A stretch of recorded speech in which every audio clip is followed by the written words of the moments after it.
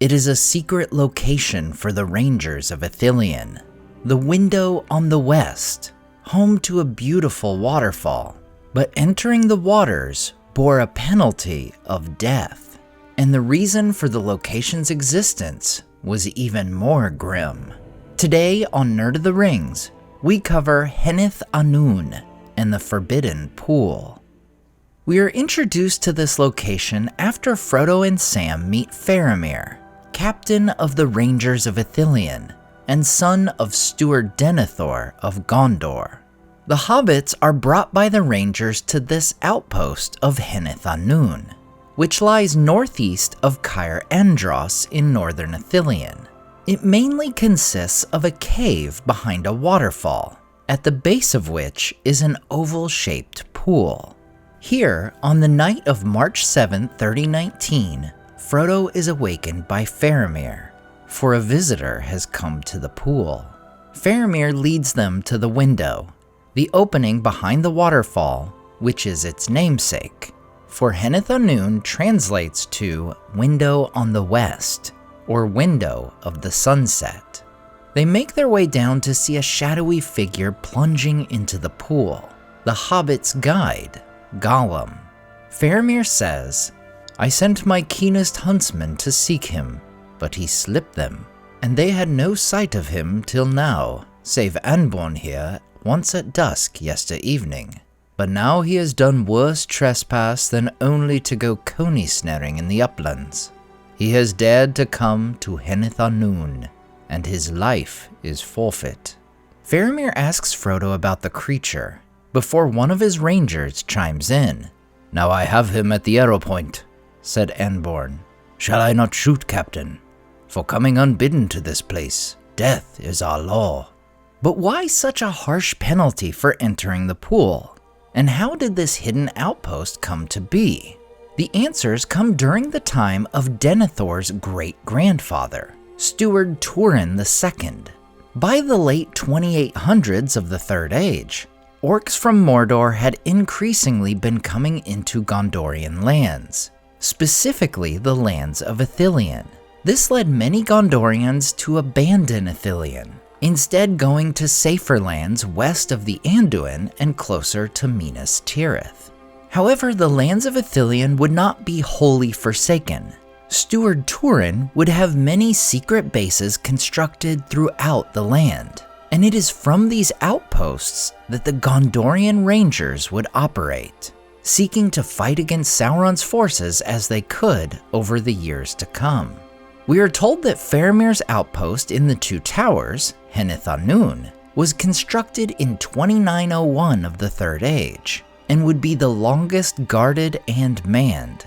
By the time Frodo and Sam come to Henneth Annûn, it is 118 years old, and Faramir is just its latest captain.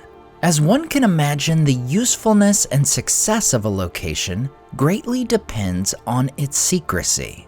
As such, Frodo and Sam had been led there blindfolded, just like when the Fellowship had been led through Lorien. Later, after Gollum is captured by Faramir's men, the two converse about the forbidden location and their errand. The wine was brought, and then Anborn came carrying Gollum. He removed the cover from Gollum's head and set him on his feet, standing behind him to support him. Gollum blinked, hooding the malice of his eyes with their heavy pale lids. A very miserable creature he looked, dripping and dank, smelling of fish. He still clutched one in his hand. His sparse locks were hanging like rank weed over his bony brows. His nose was sniveling. "Loose us, he said. "The cord hurts us, yes it does. It hurts us, and we've done nothing." "Nothing," said Faramir, looking at the wretched creature with a keen glance, but without any expression in his face of either anger or pity or wonder. "Nothing. Have you never done anything worthy of binding or of worse punishment? However, that is not for me to judge, happily. But tonight you have come where it is death to come. The fish of this pool are dearly bought." Gollum dropped the fish from his hand. "Don't want fish." he said. "The price is not set on the fish," said Faramir. "Only to come here and look on the pool bears the penalty of death. I have spared you so far at the prayer of Frodo here, who says that of him at least you have deserved some thanks. But you must also satisfy me. What is your name? Whence do you come, and whither do you go? What is your business?" "We are lost, said Gollum. No name, no business, no precious, nothing. Only empty, only hungry, yes, we are hungry. A few little fishes, nasty, bony little fishes, for a poor creature. And they say death. So wise they are, so just, so very just." "Not very wise," said Faramir, "but just, yes, perhaps. As just as our little wisdom allows. Unloose him, Frodo." Faramir took a small nail knife from his belt and handed it to Frodo. With Gollum freed from his bonds, Faramir goes on to question him regarding Henneth Annûn. And here we see Faramir's focus go from Gollum's business to what he knows of this secret location, and whether he could betray it to others. "Come hither," said Faramir. "Look at me. Do you know the name of this place? Have you been here before?" Slowly Gollum raised his eyes and looked unwillingly into Faramir's. All light went out of them, and they stared bleak and pale for a moment into the clear, unwavering eyes of the man of Gondor. There was a still silence. Then Gollum dropped his head and shrank down, until he was squatting on the floor, shivering. "We doesn't know, and we doesn't want to know," he whimpered. "Never came here, never come again." "There are locked doors and closed windows in your mind, and dark rooms behind them," said Faramir. "But in this I judge that you speak the truth. It is well for you. What oath will you swear never to return, and never to lead any living creature hither by word or sign?" "Master knows," said Gollum, with a sidelong glance at Frodo. "Yes, he knows. We will promise Master if he saves us. We'll promise to it, yes." He crawled to Frodo's feet. "Save us, nice Master," he whined. "Smeagol promises to precious, promises faithfully. Never come again, never speak, no, never, no, precious, no." "Are you satisfied?" said Faramir. "Yes," said Frodo. "At least, you must either accept this promise or carry out your law. You will get no more. But I promise that if he came to me, he should not be harmed, and I would not be proved faithless." While the pool itself is called forbidden, the issue at hand is more a matter of secrecy of the outpost of Henneth Annûn.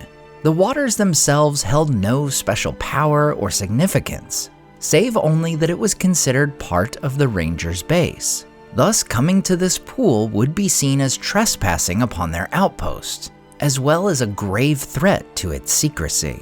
Therefore, Faramir is left with yet another choice, whether to allow Frodo, Sam, and Gollum to depart Henneth Annûn, and risk its location being discovered by evil forces. "Then I will declare my doom," said Faramir. "As for you, Frodo, insofar as lies in me under higher authority, I declare you free in the realm of Gondor to the furthest of its ancient bounds, save only that neither you nor any that go with you have leave to come to this place unbidden. This doom shall stand for a year and a day, and then cease, unless you shall before that term come to Minas Tirith and present yourself to the Lord and Steward of the city. Then I will entreat him to confirm what I have done and to make it lifelong. In the meantime, whomsoever you take under your protection shall be under my protection, and under the shield of Gondor." In the end, Faramir trusts to his judgment and allows the trio to leave on their quest. And while the secrecy of Henneth Annûn could have been threatened as a result, this outpost would not be used by the Rangers much longer. For the very next day, the Rangers would leave the refuge. 3 of the soldiers would accompany their captain to Minas Tirith to report to Denethor. and the others would make their way to Osgiliath, all with roles to play in the war to come. As for Henneth Annûn and the Forbidden Pool, they would remain abandoned for the remainder of the War of the Ring. We are not told of this location coming into play in the days after Sauron's defeat and beyond. We do know, however, that Faramir would be made Prince of Ithilien by King Aragorn Elessar, and that Ithilien would not only become home to Gondorians once more, but also to a colony of elves under Legolas. And thus, this land of forests and rivers, with such incredible sights as the Window on the West, would become the fairest of all the Westlands of Middle-earth. As always, I want to say a huge thank you to all my Patreon and YouTube supporters who make this channel possible. CCDC Red Team, Evil Chameleon, Tom DeBombadil 19, Lissamy Lucinda, Rabbi Rob Thomas, Charles Leisure, Joe Tepper, The Mighty Mim, Andrew Carlisle, Swirled Traveler, Matthew Jeffrey, Viking Lord, Alvin Einbert, Jeremy Daniel Derby, Madame Director, Freya Firestar, Chris and Meg Q, Leo Vittori, Sky Carcass, Slide Belts, Dane Ragnarsson, Berto Berg, Graham Derricott, The Dark-Haired One, Wyland, Kiara Berlin, Z and N, Evely, Kia, Landry Quinn Walker, Ice Glazer, Wizard of Weston, Michael Wu, and Debbie. If you enjoyed the artwork in this video, check out the artists in the description to purchase prints of their great work for yourself. Thanks so much for watching, and we'll see you next time on Nerd of the Rings.